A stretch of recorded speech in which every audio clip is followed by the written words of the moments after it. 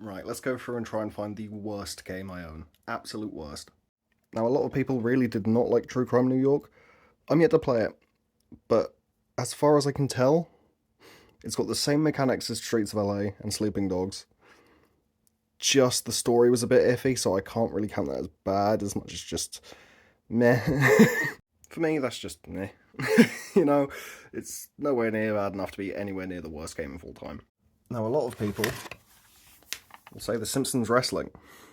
For me, this is just fine. I think a lot of this game has come in hindsight. You know, these days when you think of Simpsons games, you think of stuff like The Simpsons Hit and Run, The Simpsons Road Rage. Really good games. Road Rage less so, but people still love it. So I just think people have started holding these games to a lot higher of a standard than they really deserve to be held at. Call of Duty Ghosts is a game that a lot of people would have said at the time.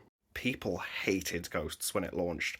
It's a game that's gotten a lot more respect as time's gone on, and most people either don't really have an opinion on it, or they hold it in pretty high regard. You know, nowhere near like the Modern Warfare 2 kind of, tiers of well-respected games, but still pretty well-respected overall. But for me, the worst game I own has to be SmackDown vs. Raw 2008 on the Nintendo DS. This game was awful.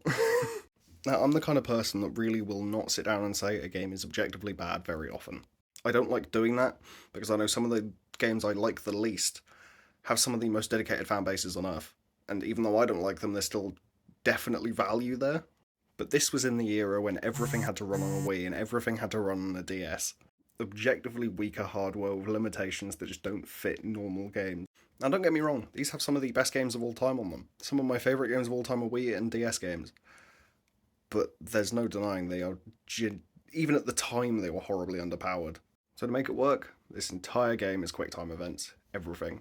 Like, I know in modern WWE games, most of the kind of kick-out animations and the submissions are QuickTime events. It was the entire game. There was no moving, there was no really choosing what you do.